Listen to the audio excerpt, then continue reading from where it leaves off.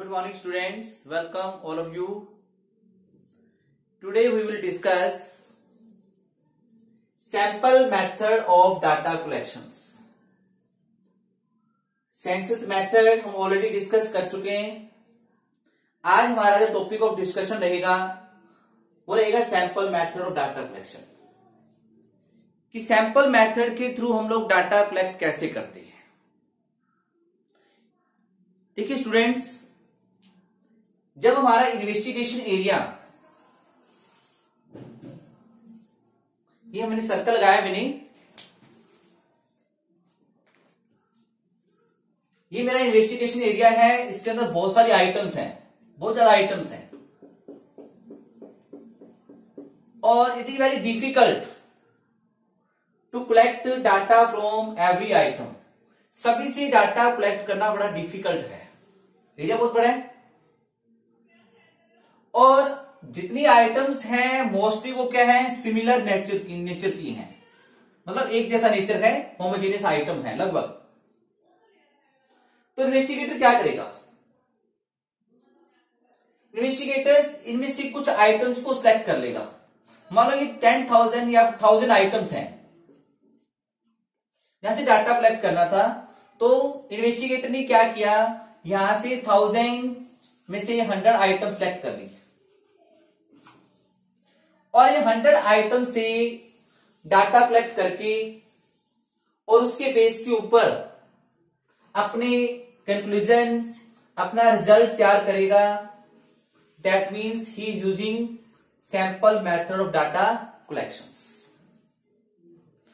देखो बेटा student, daily life के अंदर हम घर का एग्जांपल लेते हैं कि मान लीजिए कि आपकी मदर ने राइस बनाए हैं आज कुकर के अंदर और आपकी मदर ने ये पता करना है कि राइस अच्छी तरह बन गए या नहीं बन गए. तो क्या करती है मदर आपकी, सिंपल से है. तो क्या करेंगे, थोड़े से चावल लेंगे, राइस लेंगे, उसको खा के देखेंगे तो उससे पता लग जाएगा कि राइस बन गए या नहीं बन गए. तो क्या लिया उन्होंने, पूरे जो राइस बनाए थे उनमें से कुछ सैंपल लिया. उस सैंपल के बेस के ऊपर उन्होंने कैलकुलेशन ड्रा कर लिया कि राइस तैयार है या नहीं है. क्या यूज किया उन्होंने, सैंपल मेथड्स. क्या चूज किया था, कुछ सैंपल सिलेक्ट किया था, उसके बेस के ऊपर उन्होंने रिजल्ट ड्रा कर दिए. एक एग्जांपल हो गया. फिर मैंने आपको पहले भी डिस्कस किया था कि आप डॉक्टर के पास जाते हो, डॉक्टर लिखा हुआ है ब्लड टेस्ट करवा के आओ, आपके एलटीसी, हीमोग्लोबिन, ये टेस्ट करना है. तो जब आप लेबोरेटरी में जाते हो तो क्या करता है, वो सारा ब्लड निकालते हैं? नहीं, आपके ब्लड में से 8-10 बूंदे निकालेगा और 8-10 जो ड्रॉप्स उसने ली है, बूंदे ली है, उसके ऊपर उसको स्टडी करके उसके ऊपर वो आपके पूरे ब्लड का इन्वेस्टिगेशन हो जाएगा, पूरी बॉडी का इन्वेस्टिगेशन हो जाएगा. कौन सा मेथड यूज हुआ, sample methods. One more example, मान लो स्टूडेंट्स आपके स्कूल के अंदर एक इन्वेस्टिगेशन टीम आती है सीबीएसई बोर्ड से और उसने ये कंफर्म करना है कि बच्चों की पढ़ाई कैसी होती है स्कूल के अंदर. आपके स्कूल के अंदर 100,000 स्टूडेंट्स हैं. क्या करेगी, क्या वो टीम 1000 स्टूडेंट्स को इन्वेस्टिगेट करेगी, एक एक बच्चे से पता करेगी? क्या करेगी, हर क्लास में जाएगी, 2-3 बच्चों को सिलेक्ट वहां से खड़ा किया, उनसे कुछ क्वेश्चन पुट किए, उन क्वेश्चन के बेस के ऊपर जो बच्चों ने आंसर दिए उसके बेस के ऊपर पूरे स्कूल की रिपोर्ट तैयार हो जाएगी कि इस स्कूल के अंदर कैसी स्टडी होती है. कौन सा मेथड हुआ ये, sample methods. Now one more example, जैसे आपके कई बार देखो इलेक्शन होते हैं, एमपी के, एमएलए के इलेक्शन होते हैं, तो आप लोगों ने देखा होगा कुछ टीवी चैनल्स वाले इलेक्शन से पहले ही डिक्लेयर कर देते हैं कौन सी पार्टी को कितनी सीट्स मिलने की पॉसिबिलिटी है. कैसे पता लगाया, क्या वो आपके पास आए थे पता करने, आप किसको वोट दोगे? नहीं, उन्होंने क्या किया, हर शहर में से कुछ लोगों को चूज किया, उनसे पूछा किस पार्टी को वोट दोगे, वो टिक करते गए। उसके बेस के ऊपर उन्होंने कैलकुलेशन ड्रा कर लिया किस पार्टी को कितनी सीट्स आने की पॉसिबिलिटी है। Sample methods. क्यों उन्होंने सैंपल मेथड यूज क्यों किया? क्योंकि बहुत सारे वोटर्स हैं, हर वोटर्स के पास नहीं जाया जा सकता, हर वोटर से नहीं पूछा जा सकता कि आप किसको वोट दोगे, फिर तो इलेक्शन करवाने की जरूरत ही नहीं है, पूछकर ही आप डिक्लेयर कर दीजिए। नहीं, तो न्यूज चैनल वाले क्या करते हैं, कुछ लोगों को सिलेक्ट करते हैं, उनसे ओपिनियन लेकर, उनसे पूछकर वो अपना डाटा तैयार करते हैं और उसके ऊपर रिजल्ट तैयार करते हैं। This is sample methods. तो आई थिंक स्टूडेंट्स आपको क्लियर हो गया होगा sample methods of data collection. फिर से रिपीट करता हूं। According to this method data are collected about the sample और ग्रुप ऑफ आइटम टेक कर, जो हमने ली हैं फ्रॉम द यूनिवर्स। ये मेरा यूनिवर्स था, group of items, investigation area, and conclusions are drawn on their basis. कि इस आइटम से जो हमने सैंपल सेलेक्ट किया है, इसको स्टडी करके हम अपने कंक्लूजन, अपने रिजल्ट तैयार करते हैं। That is called sample method of data collections. तो क्लियर स्टूडेंट्स? तो सूटेबिलिटी आपके सामने है। कब रहेगा ये मेथड सूटेबल?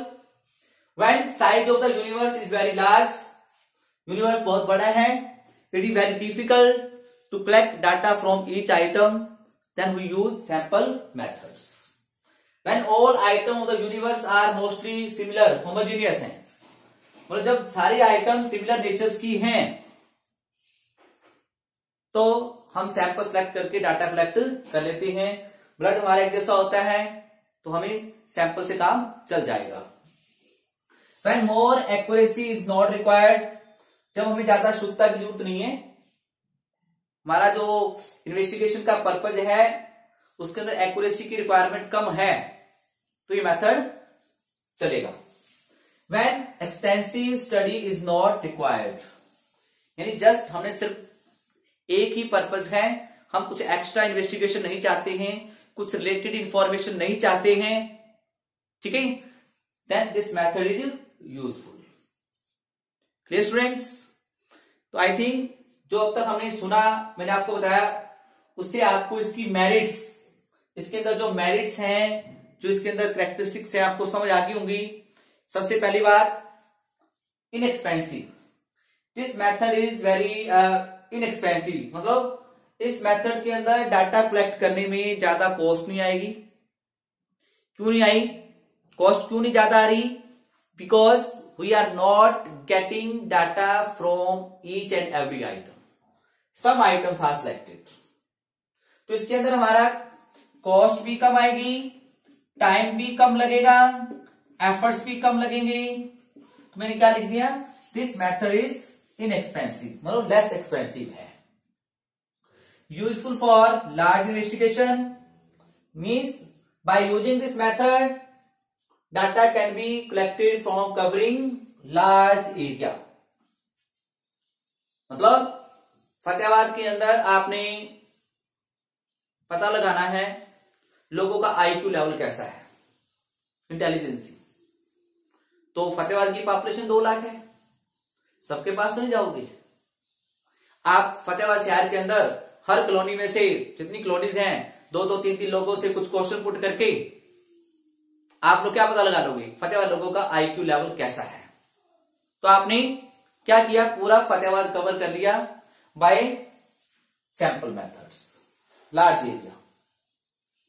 हाँ जी, जैसे एक मेथड मैं कई बार बच्चों को बताता होता हूं कि आपने पता लगाना है फतेहाबाद के लोग कितने ईमानदार हैं। कैसे पता लगाओगे? क्या मेथड रहेगा आपका? हर आदमी के पास जाओगे, हाँ जी आप ईमानदार हो, कितने ईमानदार हो, आप पता नहीं लगा सकते। आप क्या करोगे? सोचिए कि आपने पता लगाना है फतेहाबाद के लोग कितने ईमानदार हैं।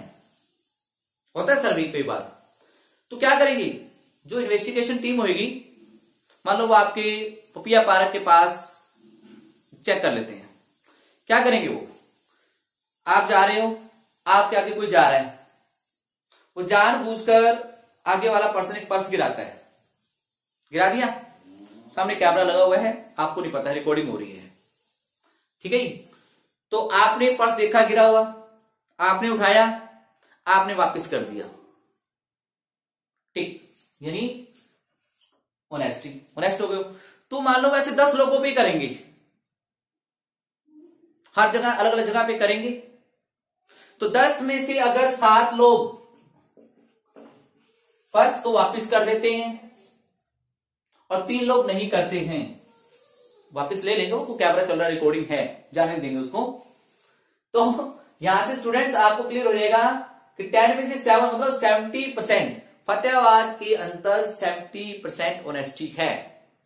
जस्ट एक्यूरेसी ज्यादा नहीं है, लेकिन डाटा आ गए हैं कि फतेहाबाद लोग कितने ईमानदार हैं। तो क्लियर स्टूडेंट्स। एरर आइडेंटिफिकेशंस, यानी हम सैंपल ले रहे हैं, कई बार बाद में पता लगता है कुछ गलती है कुछ, तो हम लोग सैंपल द्वारा ले लेंगे, उस एरर्स को आइडेंटिफाई करके हम लोग सैंपल द्वारा लिया जा सकता है, क्योंकि सैंपल लेना आसान है। अगर हमने सेंसस मेथड यूज किया होता और कुछ एरर गलती आ जाती, बाद में पता लगता गलती आ गई, तो हमें क्या करना पड़ता, फिर से ईच एंड एवरी आइटम को इन्वेस्टिगेट करना पड़ेगा। लेकिन हमने यहां पे क्या लिया है, सैंपल लिए, ब्लड में टेस्ट रिपोर्ट सही नहीं आ रही तो क्या करेंगे, ब्लड द्वारा ले लेंगे थोड़ा सा, यानी error identification is very easy. Identification मतलब पहचान, साइंटिफिक मेथड है बेटा ये। सैंपल लेना कोई आसान बात नहीं है, सैंपल का भी एक प्रॉपर साइंटिफिक वे होता है, सिस्टमेटिक वे होता है, एक प्रॉपर नॉलेज होती है, क्योंकि सैंपल लेते वक्त हमें डिफरेंट एंगल से उसको चेक करना होता है। तो you can say that this method is very scientific. जहां पे साइंटिफिक वे आता है तो उसके अंदर जितना साइंस यूज करोगे, सिस्टम यूज करोगे, उस मेथड के अंदर रिलायबिलिटी बढ़ जाती है, मतलब विश्वास करना आसान हो जाता है। तो क्लियर स्टूडेंट्स। तो ये थी इसकी you can say that merits. अब हम करेंगे इसकी डीमेरिट ऑफ दिस मेथड।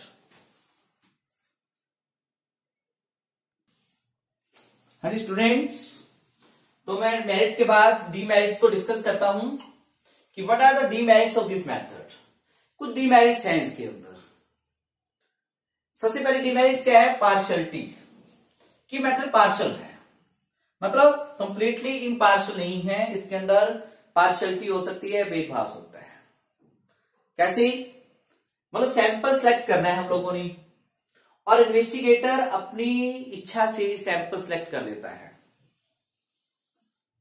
और सैंपल सेलेक्ट करके वो रिजल्ट्स के अंदर हेरफेर कर सकता है, अपनी अकॉर्डिंग रिजल्ट तैयार कर सकता है। कई बार देखा होगा आपने, टीवी चैनल्स वाले क्या करते हैं, अपनी मर्जी से सैंपल ले लेते हैं और उसके बेस के ऊपर रिजल्ट तैयार कर देते हैं कि इस पार्टी को इतनी वोट मिलने की पॉसिबिलिटी है। क्या किया उन्होंने, पार्शियलिटी की। मुझे आपकी क्लास में से क्या करना है बेटा, 5 स्टूडेंट सेलेक्ट करने हैं, किसी सेमिनार में लेके जाने हैं। क्या कर सकता हूं मैं, अपनी मर्जी से 5 बच्चे मैंने सिलेक्ट कर लिए, क्या हो जाएगा वहां पे, मैंने क्या किया, बाकी बच्चे क्या कहेंगे, सर ने पार्शियलिटी की है, मुझे सिलेक्ट नहीं किया, हो सकता है। रॉन्ग कंक्लूजन्स, तो बेटा अगर आपने सैंपल जो सिलेक्ट किया है वो गलत हो गया तो क्या होगा, सारा रिजल्ट आपका गलत हो जाएगा। मैंने जैसे आपको एग्जांपल लिया था कि स्कूल के अंदर एक इन्वेस्टिगेशन टीम आई है और स्कूल की परफॉर्मेंस, स्कूल के अंदर स्टडी चेक करनी है, और होता क्या है, जो बच्चा उन्होंने सिलेक्ट किया पूछने के लिए वो स्कूल का सबसे कमजोर बच्चा था, बाकी सारे अच्छे थे, वो कमजोर था, और उससे कुछ क्वेश्चन पुट किए गए तो उसने आंसर क्या दिया, गलत।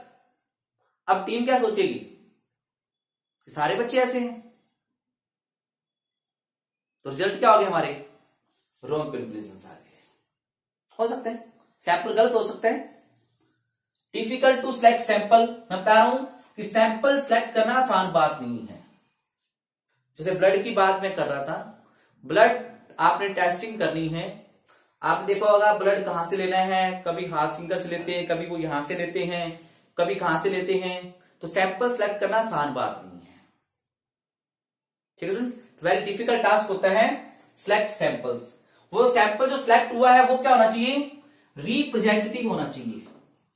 मतलब सैंपल ऐसा सिलेक्ट करना है जो पूरी क्लास को, पूरे यूनिवर्स को रिप्रेजेंट करे, पूरी क्लास को।